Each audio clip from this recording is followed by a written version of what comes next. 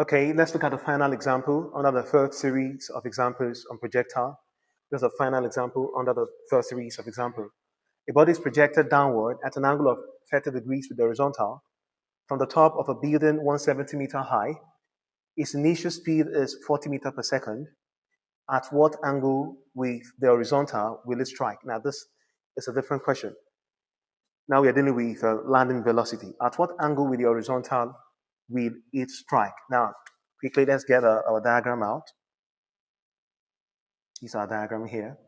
The body, so this stands here and project like this. The body comes out. Now the person projected against the horizontal. Don't forget 30 degrees initial speed. So don't forget all this. 30 degrees against the horizontal. There's an initial speed of 40 meters per second. The components along X and Y.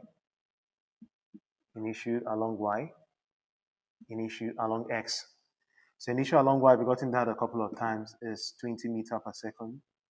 So 40 times sine 30. Initial along X is 40 times cos 30. Because we also gotten that in the past, so 40 times cos 30 give us 34.64 meter, 34.64 meter per second. So now they want us to know, since the body was projected with an initial speed of, with an initial speed, as you can see, it was projected with an initial speed of 40 meter per second. Now it's going to land with a given kind of speed. Now there's a rule. The rule is whatever it is, whatever the initial speed along the x-axis is, it's going to be the same thing as the initial speed along as the final speed along the x-axis, because there is no acceleration. So since initial speed along the x-axis is 34.64 meter per second, final speed along the x-axis is also 34.64 meter per second. But the final speed along the y-axis is quite subjective. There are certain things it's contingent on. Now, one of the major things it's contingent on is the height of fall. If you look at, it was said in our previous lessons that if you compare the height, the max height covered, with the height also covered after falling from max height down to where it lands, if the heights are the same, it means they will have the same final speed. As you can see here, we don't have the max height. The body was just projected from here down. So clearly, we don't have any sort of max height or whatever. We just have the body being projected from this place down to this place. So what we're going to do is that we have an initial speed along y-axis. So we're going to be getting the final speed along the y-axis. That's what we're going to get it. The final speed along the x-axis is already sorted. There's a principle already because there's no acceleration on the ground. The body didn't move on the ground. It moved right in the air. You understand? So final speed along the y-axis is what we are looking for. Initial speed is 20 meters per second. So acceleration along y-axis is positive gravity because the body fell down. The body dropped to the body came down. So acceleration has been obeyed. Gravity has been obeyed. I beg your pardon. So we have this, we have this, we have this. Distance along the y-axis is clearly given. The body covers 170 meters. So that's the height of the building. So projected from the height of that building, so 170 meters.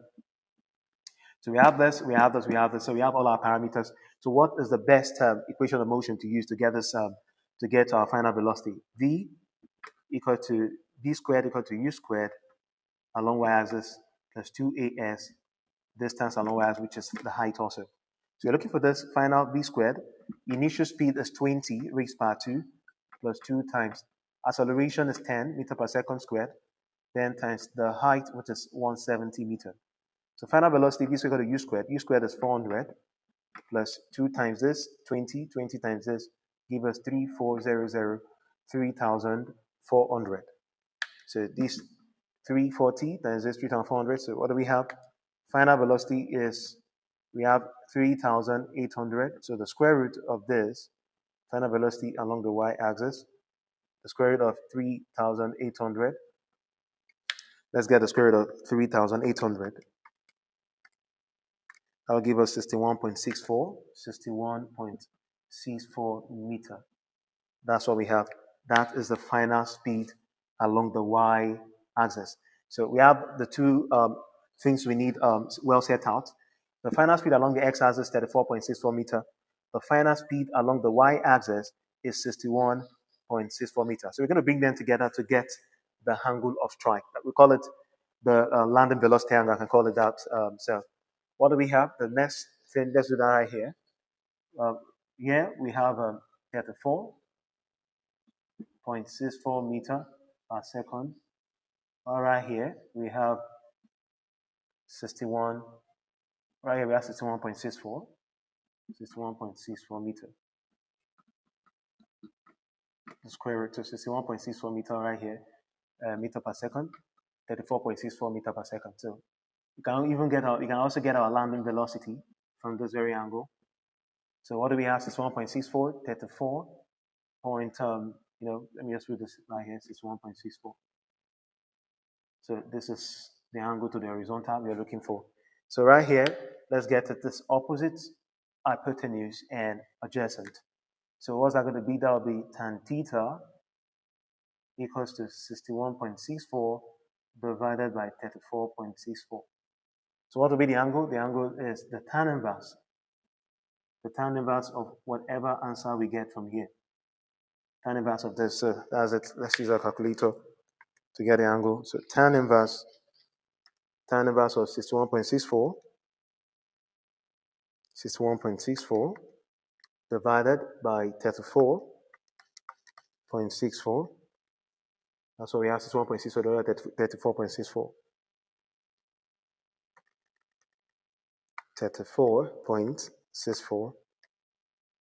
So we have a 60.66 degrees. We have the angle is 60.70 degrees.